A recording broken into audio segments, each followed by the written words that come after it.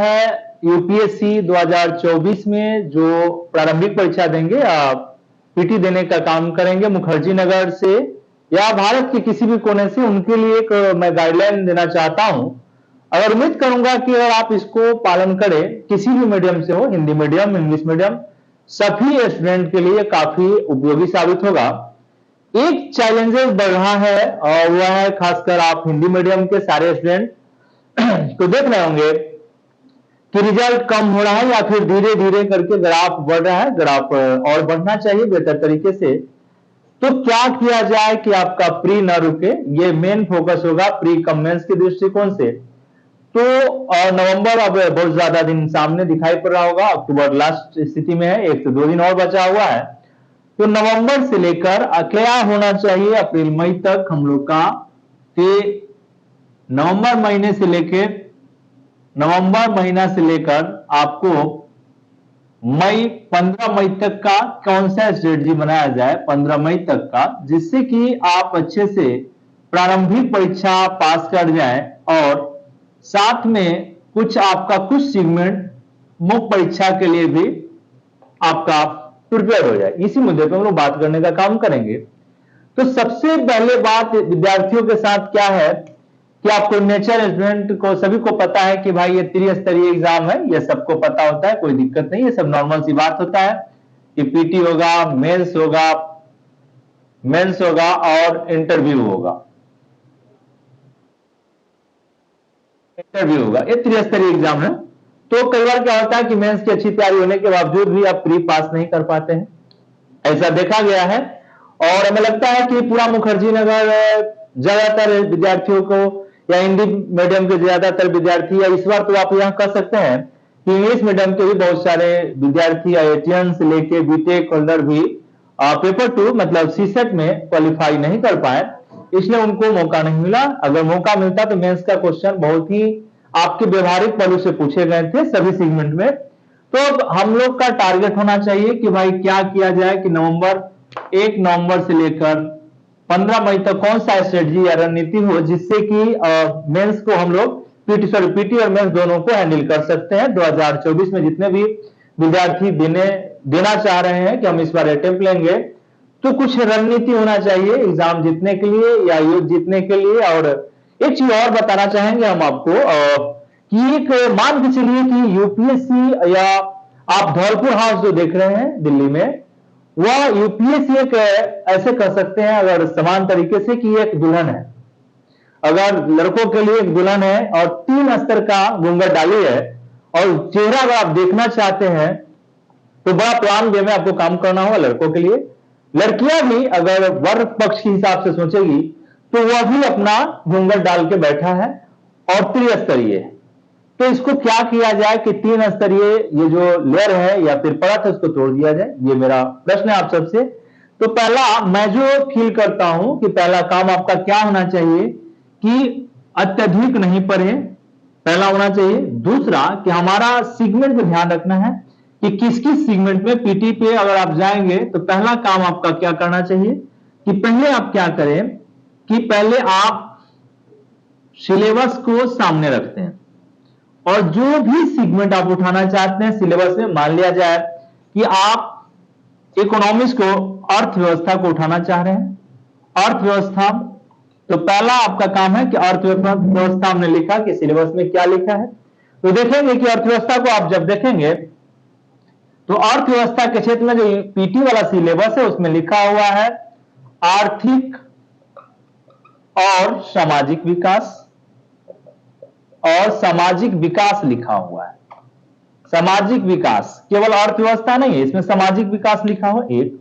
दूसरा, इसी को जब आप देखेंगे तो इसमें और लिखा है, इसी को आगे बढ़ाया है उसने, गरीबी समावेशन,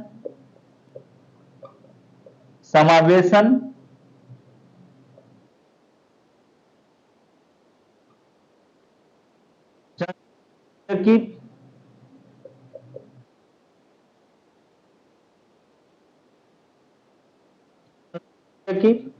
और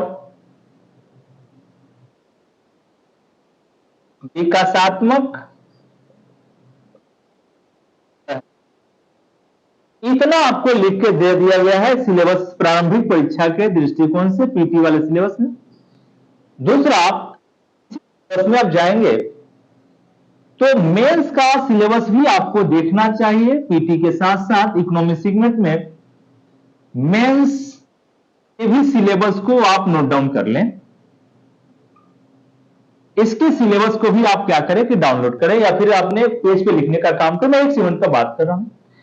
तो आप जब अर्थव्यवस्था की बात कर रहे हैं पीटी के और मेंस के दोनों के दृष्टिकोण से, तो पहला इसके सिलेबस के बाद आपको क्या करना है, दूसरे नंबर पे, कि क्वेश्चन बैंक को सामने रखें। क्वेश्चन बैंक को सामने रखें। तो क्वेश्चन बैंक को जब आप जाएंगे तो 2023 ज्यादा दिन नहीं जाना है, बहुत अंदर नहीं जाना है। आप 3 से 4 साल मान के चले कि 18 से लेकर 23 तक 5 साल के क्वेश्चन को सामने रख लें। 2018 से लेकर 2023 तक के प्रश्न को आप सामने रखने का काम करें। पहला काम यह कर लें। अब क्या करना है कि 2 काम हो गया है। चलिए भाई, हमने सिलेबस देख लिया। दूसरा क्वेश्चन, तो जब आप क्वेश्चन 2023 की इकोनॉमिक्स की प्रारंभिक परीक्षा का देखेंगे तो आप पीटी का प्रश्न पत्र आप कुछ लोग दिए होंगे।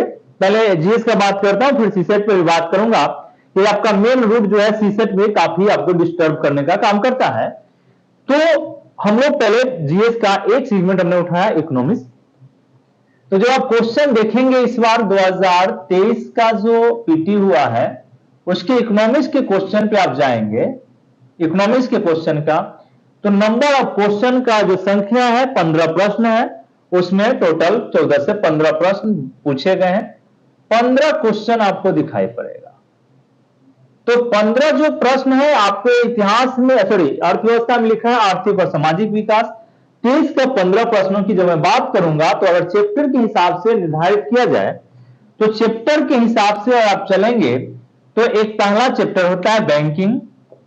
बैंकिंग प्रत्येक साल 4 से 5 प्रश्न। दूसरा प्रश्न होता है वित्त, वित्त वाला एरिया होगा। तीसरा, इसमें पीटी वाला में बजट वाला भी एरिया आपको आ जाएगा, वित्त। बीमा सेक्टर से भी प्रश्न था होता है। चौथा बैंकिंग, वित्त, बीमा, मुद्रा, मुद्रा। पांचवा शेयर बाजार। शेयर बाजार मतलब जी पूंजीगत प्राप्ति। छठा बजट। सातवां कृषि। देखेंगे हम लोग कृषि से एक प्रश्न पूछा है, यूपीएससी ने कृषि से एक प्रश्न पूछा है, आप जरा साइड में देखेंगे कि पूछा है कृषि के तिल से रिलेटेड, तिलहन फसल, तिल का तिलहन फसल में तिल से रिलेटेड। तो तिल से जो प्रश्न पूछा आप जाकर देखेंगे कि यह पूछा है कि एक लाइन की एमएसएमई, सॉरी एमएसपी, एमएसपी के अधीन आता है या नहीं आता है, एक लाइन। दूसरा पूछा है कि यह इस प्रकार का फसल पैटर्न में फसल कैसा है, यह फसल क्या रबी है या खरीफ है, या खरीफ फसलें हैं, खरीफ है। दूसरा लाइन। तीसरा जो इसमें कहा है कि तीसरा जो इसने कहा कि ये जो तिल है, तिल के तेल से कुछ जनजाति लोग भोजन पकाते हैं। आप देखिए कि एग्रीकल्चर है तो आप एग्रीकल्चर में आप मेंस में भी जाएंगे तो वहां भी एग्रीकल्चर है। मेंस के सिलेबस में बहुत बड़े स्तर पे उसको डिजाइन किया, होलिस्टिक डिजाइन किया, पशुपालन, सिंचाई, आधारिक ढांचा, सारा चीज एग्रीकल्चर से। तो एग्रीकल्चर से एक प्रश्न उसने कहा तिल से, कि तिल एक ऐसा है कि इस पर एमएसपी मिलता है या नहीं मिलता है, फसल किस प्रकार का, रबी फसल में या खरीफ में, जनजाति लोग इसका भोजन में प्रयोग करते हैं या नहीं प्रयोग करते हैं। तो जब आप पढ़ते हैं तो क्या करते हैं कि किसी भी चीज को अत्यधिक पढ़ते हैं, पूरे प्लान वे में नहीं पढ़ते हैं, साफ सुथरा तरीके से नहीं पढ़ते तो कंफ्यूजन अधिक होता है। मैं उस पर भी आऊंगा।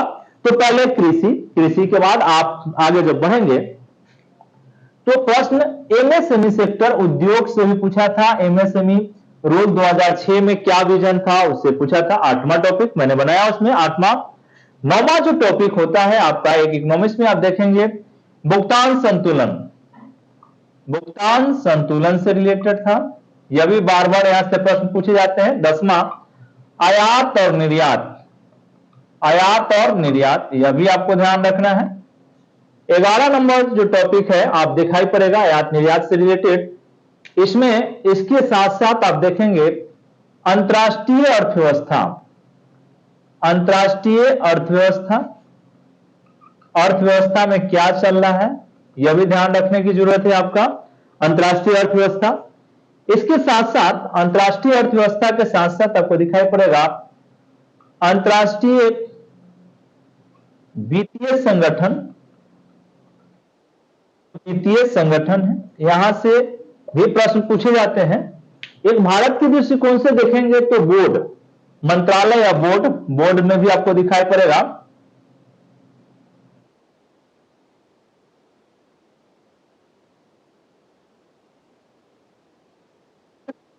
है ठीक है, बोर्ड या संस्था, यहां से भी प्रश्न इकोनॉमिक्स में दिखाई पड़ता है। इसके अलावा आप देखेंगे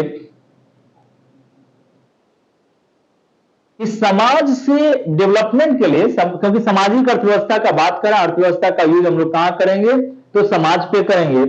तो समाज के विकास के लिए, समाज के विकास के लिए योजनाएं, विकास के लिए योजनाएं कौन कौन सी योजनाएं हैं।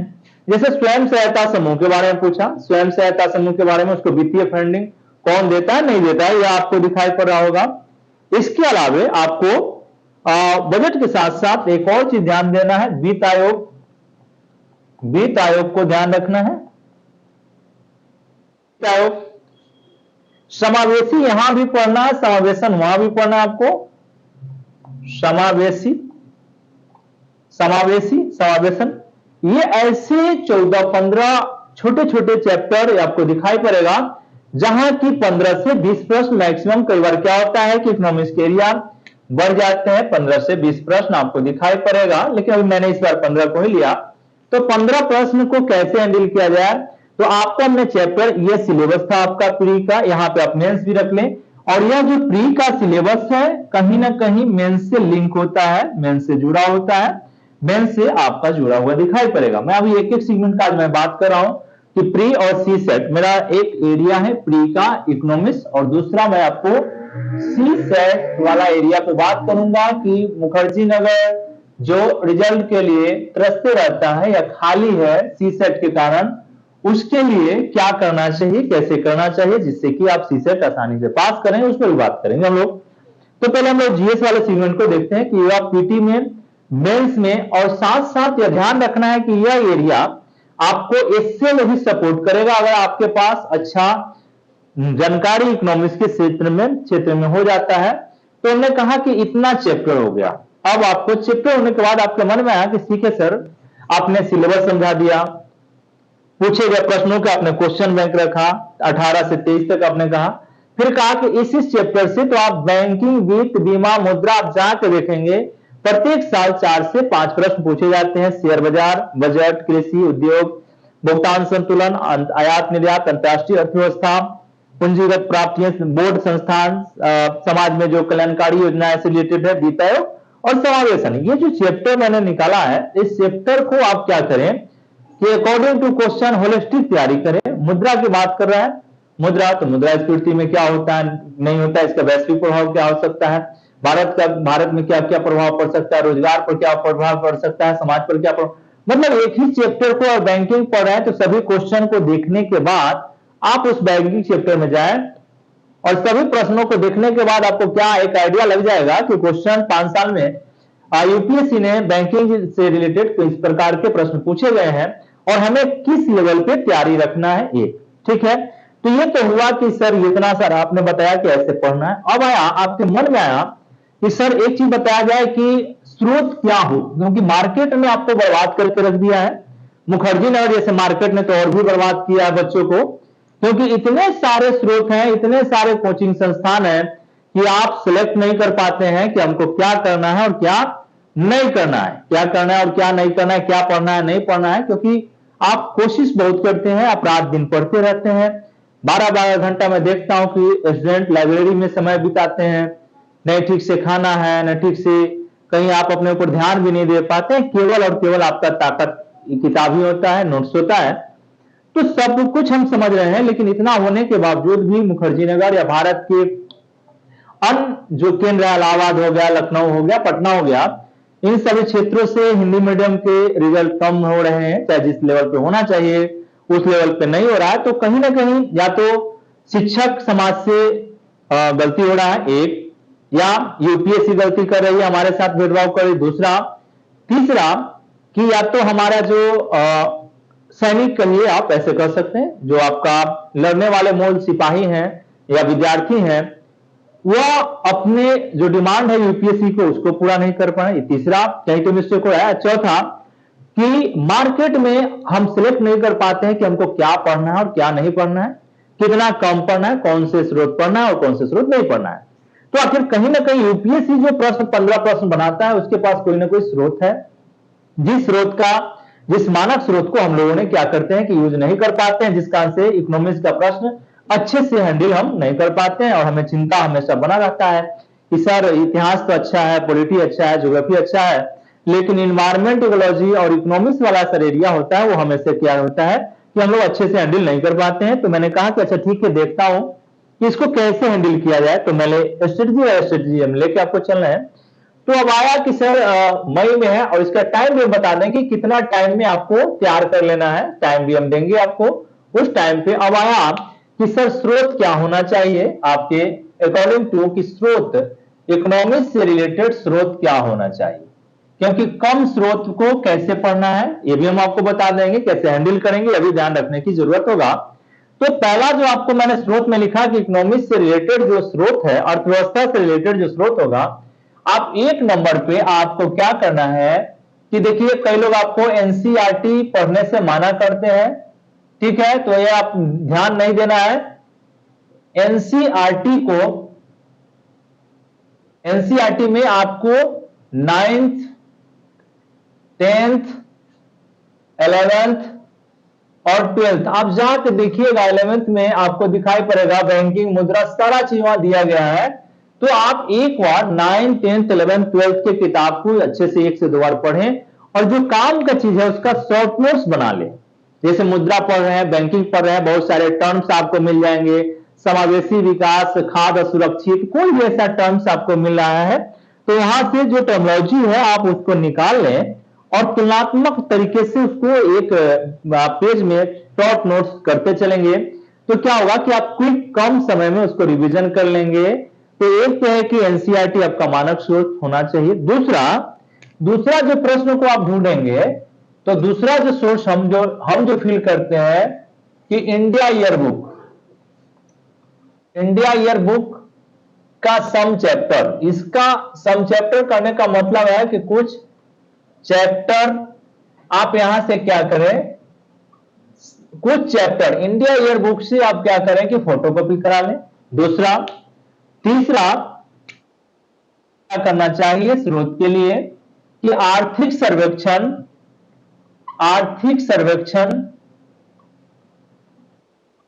बजट प्लस बजट आप देखते ही हैं और देखेंगे, मैं उम्मीद करूंगा कि इस पर भी आपका विजन हो। लेकिन सभी चैप्टर पे जाने की जरूरत नहीं होती है, जो इकोनॉमिक्स के दृष्टिकोण से जो आपके काम का है उसमें से निकालने आना चाहिए। चौथा जो आप देखना चाहते हैं, इसमें वित्त मंत्रालय के साइट्स को आप देखते रहिए। वित्त मंत्रालय का जो साइट्स है उसको देखिए, वित्त मंत्रालय की ओर क्या मतलब हो रहा है नहीं हो रहा है। यहां पे आप पीआईबी का भी सहारा ले सकते हैं, पीआईबी स्रोत का सहारा ले सकते हैं एक। अब आप सर इसके अलावे क्या करना चाहिए, पांचवा जो मैं स्रोत आपको बता रहा हूं कि आप समाचार पत्र, न्यूज़पेपर का जो आर्थिक पेज होता है 12 नंबर, शायद 11 या 12 नंबर के आसपास में होगा। न्यूज़पेपर के प्रत्येक दिन जो आर्थिक न्यूज आपको मिल रहा है, आर्थिक समाचार। वहां पे जब जाएंगे तो आपको ध्यान रखना है कि टर्मिनोलॉजी क्या है, जो छोटे छोटे टर्म्स दिए होंगे आपको, बॉन्ड क्या है, डिवेंचर क्या है, मुद्रास्फीति क्या होता है, वो प्रत्येक दिन सभी न्यूज़पेपर में आपको दिखाई पड़ेगा। इसमें एक कोई मानक मान लीजिए कि जो हिंदी मीडियम में है तो अभी हिंदी आपको हैंडल नहीं हो पा रहा है, तो धीरे धीरे आप इंग्लिश ठीक करेंगे, या टाइम्स ऑफ इंडिया पढ़ रहे हैं, या फिर दैनिक दैनिक जागरण राष्ट्रीय संस्करण पढ़ रहे हैं, तो क्या करना है कि उसके इकोनॉमिक वाला पेज को क्या करें कि अच्छे से आप क्या करें, उसको कंटिन्यू करें। और कंटिन्यू करने के साथ साथ आप क्या करें कि टर्म्स जितने भी टर्मिनोलॉजी आ रहे हैं उसको आपको दिखाई पड़ रहा है कि मुद्रास्फीति हो गया, बैंक दर हो गया, रिवर्स रेपो रेट हो गया, मौद्रिक नीति हो गया, वो हमेशा आपको वहां प्रत्येक दिन मिलेगा। और वही टर्म्स आपको घूमते रहता है, नया कुछ एग्रीमेंट होता है, नया समझौता होता है, तो उसको आप प्रत्येक दिन समाचार पत्रों से आपने एक कॉपी पे निकालते चले। यह भी छठा कि यदि मान गया कि कुछ बच्चे विजन पढ़ते हैं, विजन जो मैगजीन है मंथली, तो आप पढ़िए उसको, लेकिन करना क्या है, विजन मैगजीन के इकोनॉमिक्स वाला पेज को क्या करें कि आप उससे आप सहारा ले सकते हैं। मैगजीन है, मंथली मैगजीन है, कोई दिक्कत नहीं, उसको ज्ञान का चीज है उसमें। तो विजन मैगजीन अगर आप पढ़ रहे हैं तो आपको यहां ध्यान रखना है कि इकोनॉमिक्स वाला जो पेज है, जो उसका इकोनॉमिक्स वाला एरिया है, वहां से, क्योंकि उसमें क्या होता है कि बहुत सारे नॉलेज दिए गए होते हैं, जो बेसिक होता है, करेंट अफेयर्स होता है, सारे चीज आपको दिखाई पड़ेंगे। तो उसमें आपको चालाकी करना चाहिए विजन पे। चालाकी क्या होना चाहिए कि वहां से जो काम का चीज है, काम का चीज है, उस काम को चीज को क्या करें कि आप अपने नोटबुक में आप क्या करें कि शॉर्ट नोट्स बना के सोसाइटी से जोड़कर, मैप से जोड़कर, चार्ट बनाकर किसी तरीके से शॉर्ट बना ले। कारण क्या है कि अगर आप नहीं बनाएंगे तो फिर बोझिल सा हो जाता है। ये आपके मानक स्रोत इतना आपको रखना चाहिए। अगर मार्केट में क्लास नोट्स अगर आप चाहते हैं कि क्लास नोट पढ़ना, देखिए 7वें नंबर पे, क्योंकि यह इसमें मैं जो बता रहा हूं पीटी कम मेंस दोनों का एरिया है, इसमें पीटी भी हो जाएगा और आपका मेंस भी हो जाएगा, तो इसमें दोनों चीज कवर आप कर सकते हैं और करना ही पड़ेगा। कारण क्या है कि भले आपको 15 क्वेश्चन दिखाई पड़ रहा है, क्योंकि बहुत चीज नहीं, एनसीईआरटी बहुत पतला है, इंडिया ईयर बुक में पूरा नहीं पढ़ना है, कुछ चैप्टर पढ़ना है, आर्थिक सर्वेक्षण बजट से भी कुछ ही चैप्टर निकालना है, वित्त मंत्रालय न्यूज पेपर से रिलेटेड है, तो आपको देखते ही जाएंगे तो ये एरिया आपको क्लियर होते चलेगा। विजन अगर हिंदी मीडियम में लेते हैं तो क्या करना है कि वहां काम का चीजें निकाल के अपने नोटबुक में जारी करते चले। अगर कई लोग क्या होता है कि कई बार स्टूडेंट कहते हैं कि सर इकोनॉमिक्स हिंदी मीडियम में रामेश्वरम सर या फिर मृणाल पटेल सर पढ़ाते हैं ऑनलाइन, तो उनका यूज करना चाहिए या नहीं करना चाहिए। आप निश्चित करिए, कोई भी शिक्षक है तो निश्चित है कि वो आपको नोट्स, क्लास नोट्स के लिए, अगर आप क्लास नोट्स लेना चाहते हैं या फिर उनका स्टूडेंट है, तो आप क्या करें कि आप सर का जो भी नोट्स आपको अच्छा लगता है कि रामेश्वरम सर को हम देखना चाह रहे हैं या फिर मृणाल सर को देखना चाहते हैं, तो आप क्या करिए कि जो आपको काम का चीज होता है आप वहां से आप ले सकते हैं, कोई दिक्कत नहीं है, बहुत सोर्स हो गया है। बस आप इस सोर्स को, एक ऑथेंटिक स्रोत का आप सहारा लीजिए। एक इतना आपको मैंने कहा कि सिलेबस, मैंने कहा कि पीटी में मेंस के सिलेबस रखिए, क्वेश्चन देखिए, क्वेश्चन के बाद हमने कहा कि सोर्स। अब ये सोर्स के बाद हमने कहा कि आपको करना क्या है, क्या करना चाहिए। तो पहला काम क्या है कि जब भी आप पढ़ रहे हैं, मान लीजिए कि प्रत्येक दिन इकोनॉमिक्स में नवंबर में शुरू करते हैं, नवंबर में अगर आप शुरू किए हैं 1 नवंबर से, तो आपके पास टारगेट होना चाहिए कि 1 नवंबर से हमने शुरू किया है तो इस पर 15 दिन या 20 दिन जो आप खर्च करना चाहते हैं अपने हिसाब से, अपने क्षमता के हिसाब से आप देख लीजिए कि 15 दिन या 20 दिन में हम इसको बेहतर तरीके से प्लान करके शॉर्ट नोट्स कंप्लीट करते हुए इसको कंप्लीट करेंगे। एक तो मान लिया जाए कि आपने शुरू किया बैंकिंग सेक्टर, आपने ठीक कहा कि सर हमने क्वेश्चन भी देख लिया, सिलेबस भी देख लिया, अब हम पढ़ना शुरू करते हैं। तो बैंकिंग सेक्टर में जब आप क्वेश्चन देखे होंगे तो आपको लगेगा कि कितना कम चीज को पढ़ना होता है और कैसे पढ़ना होता है। तो आप क्वेश्चन देखने के बाद बैंकिंग चैप्टर को शुरू किए या फिर अन्य भी, तो मान लीजिए कि प्रत्येक दिन 3 आवर 3 घंटा आपने दिया, 3 घंटा आपने दिया है। तो इसको क्या करना है कि मान आप शुरू करना है, बैंकिंग शुरू किए हैं या कोई और सेक्टर शुरू किए हैं, तो आपने कहा कि सर मंडे से हम लोग शुरू करते हैं, सोमवार, मंगल, बुध, बृहस्पति, शुक्र। आप इतने दिन 5 दिन ही पढ़े, 5 डेज। आपको करना क्या है कि 5 डेज आपको पढ़ना चाहिए। शनिवार को आप क्या करें, रिवीजन के लिए रखें, क्योंकि अब आपके पास नोट्स भी हो गया है, रिवीजन के लिए रख लें, रिवीजन करें। शनिवार को आपको क्या करना है कि आप रिवीजन कर लें, शनिवार को रिवीजन करें, और रविवार को या संडे को क्या करें आप कि किसी भी संस्थान में अगर जहां आपको लगता है ऑनलाइन ऑफलाइन दोनों मोड में, आप क्या करें कि पीटी का टेस्ट, संडे को पीटी का टेस्ट दे लें। और दूसरा काम क्या करना है कि 2 घंटा आपने टेस्ट दिया, फिर हम बताएंगे सीसेट में भी क्या करना है। तो पहले एक सेगमेंट को साधते हैं, उसके बाद पीटी टेस्ट देने के बाद आपको क्या करना चाहिए कि पीटी टेस्ट देने के बाद आप नाश्ता पानी करके जो आपका दिनचर्या है उसको पूरा करिए। और पूरा करने के साथ आपको क्या करना है कि मेंस का संडे के दिन आप क्या करें कि इकोनॉमिक्स वाला जो मेंस का क्वेश्चन पूछे गए हैं, मेंस के प्रश्न जो आपको इकोनॉमिक्स सेगमेंट में पूछा गया उसका कम से कम 5 या 10 प्रश्न, 10 प्रश्नों का अभ्यास करें। जो यूपीएससी पूछा है मेंस में, यूपीएससी जो पूछा है मेंस में, उसका आप अभ्यास करें संडे को। तो यहां भी 1-1.5 घंटा 2 घंटा आपका समय क्या होगा कि निकल जाएगा। तो आपने क्या किया, इकोनॉमिक्स के सेगमेंट को पीटी का मेंस दोनों डायमेंशन में आप देखते चले गए और यहां पे आपको ग्रिप बनते चला गया। एक दूसरा चीज कि प्रश्न आप देख लेते हैं, जब बना लें और आंसर की मिलाने के बाद या उसका एक्सप्लेनेशन जब पढ़ते हैं, तो ध्यान रखना है कि आप जिस अटेम्प्ट लिए, जिस प्रश्न को जो सही हुआ तो सही हुआ, जो गलत हुआ है यहाँ पे, जो रॉन्ग हुआ या गलत हुआ है पीटी में, जो प्रश्न गलत हो गए, उस प्रश्नों को आप बेहतर से समझने का काम करें कि क्या रीजन है कि 1 प्रश्न या 2 प्रश्न इकोनॉमिक्स के या 5 प्रश्न गलत हो गए।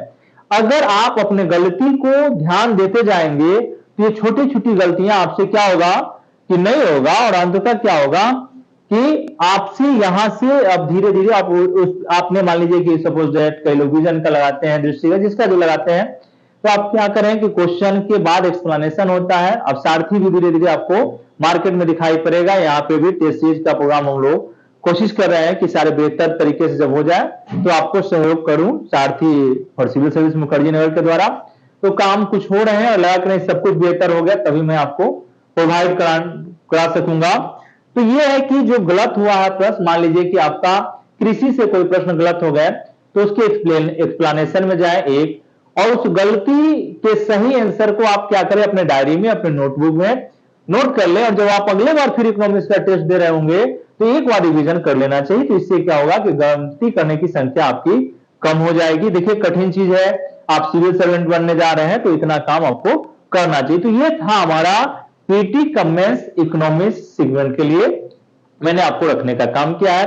तो आज हमारा इकोनॉमिक्स से रिलेटेड ये हमने आपको समझाने का काम किया कि इकोनॉमिक्स की तैयारी आपको जिस डायमेंशन में करना चाहिए, मानक स्रोत, कम स्रोत पढ़ना है। लेकिन शनिवार रिवीजन, मैंने कहा कि 5 दिन पढ़ना है तो छठे दिन रिवीजन, ग्रुप डिस्कशन, कोई मित्र मिल जाए तो उनके साथ डिस्कशन कर लीजिए। संडे को टेस्ट लगाइए, टेस्ट लगाने के साथ साथ अगर गलत होता है तो गलत हुए प्रश्नों का सही तरीके से हैंडल करना आपको आना चाहिए। तो इससे क्या होगा कि एक आदत में बनते चली जाएगी और आपको क्या होगा कि अंततः आप जो 26 मई का एग्जाम देते रहेंगे तो उस दिन इकोनॉमिक्स वाले प्रश्न आपको कम गलत होने की संभावना होगा और अत्यधिक से अत्यधिक प्रश्नों को आप इकोनॉमिक्स के दृष्टिकोण से सॉल्व करने में सक्षम हो जाएंगे। तो ये आपका था एक एरिया, हमने कहा कि 1 नवंबर से 15 मई के बीच में जो इकोनॉमिक्स से रिलेटेड जो जितना जल्दी कवर करना है तो पहले आप एक एरिया को कवर करें और 15 क्वेश्चन या 20 क्वेश्चन को हैंडल करने का काम करेंगे।